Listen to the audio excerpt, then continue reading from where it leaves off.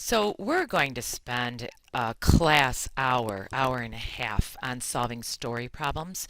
But each time we talk about a different method, I'm going to continue to share with you another story problem to see if you can tackle some of those in your homework. So hopefully you've read this problem. Hit pause if you have not yet. What I like to do after having read a problem is I go to the last sentence, and it says determine the printing rates for each printer. So how many lines per minute? So X is the number of lines per minute for that particular printer, and Y is the number of lines per minute for the other one. So that's its speed.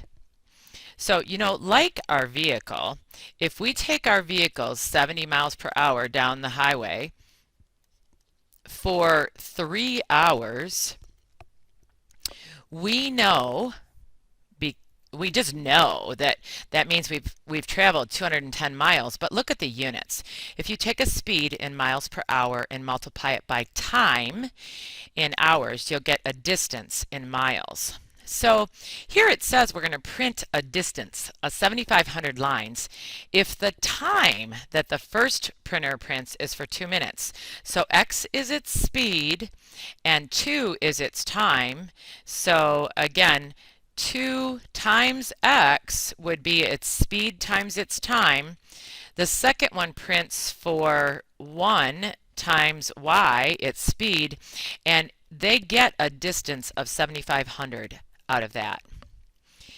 Next, it says if the second one prints for 2 minutes, that's the Y, and the first one for 1 minute, that's the X, they get a distance of 9,000 lines.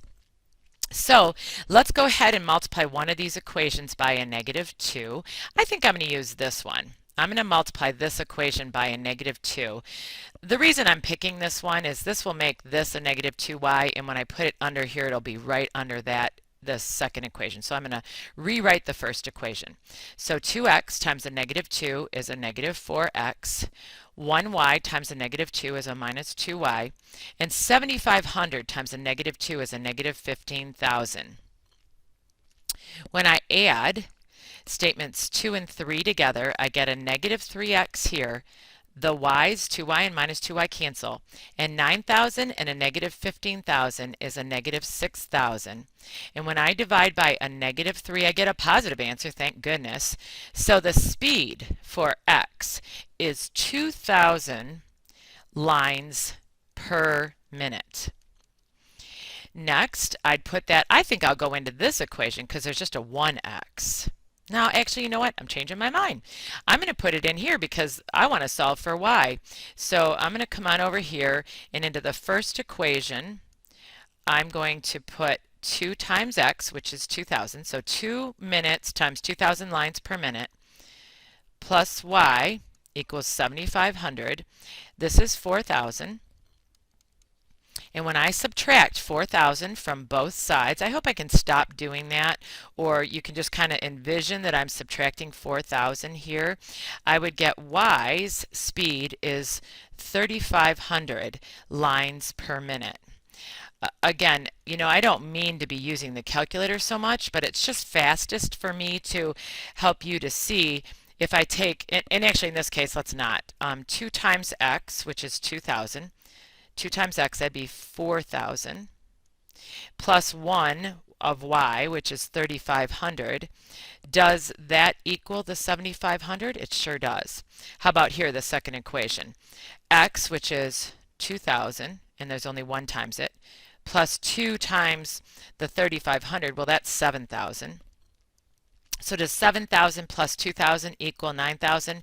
It sure does, and so I can be sure that my solutions are correct. Let's go to another story. Let's see, we're renting office space. There are 54 offices and there are 2 types. I'm going to go back to the end again, the last sentence. Determine how many of each office type there is. So X will represent the number of offices And I'm just going to distinguish, I'm going to put that that one rents for $900 per month. And Y is the number of offices, and that one rents for $12.50, so it must be bigger. Or maybe it has more equipment or something. The total rental income, if all the offices are occupied, is $55,600 a month. So this is one of those equations where I'm going to write a total statement about the number of offices, and I'm going to write a value statement about the dollar value in rental income. So remember, total number of offices are 54, and X is the number of offices, Y is the number of offices. So I hope you're coming to see that X plus Y equals 54. X rents for $900 a month. So if I take $900 a month times X offices, that would be the dollars that they generate. And then $1,250 a month times Y offices would be the dollars they generate. And the problem says they generate $55,600 worth of rental income. When I solve, now I'm suggesting that you solve by elimination, and that's not such a bad deal. And I'm wondering, yeah, I did do that in my notes, but geez, when you've got a 1x and a 1y, substitution is just wonderful.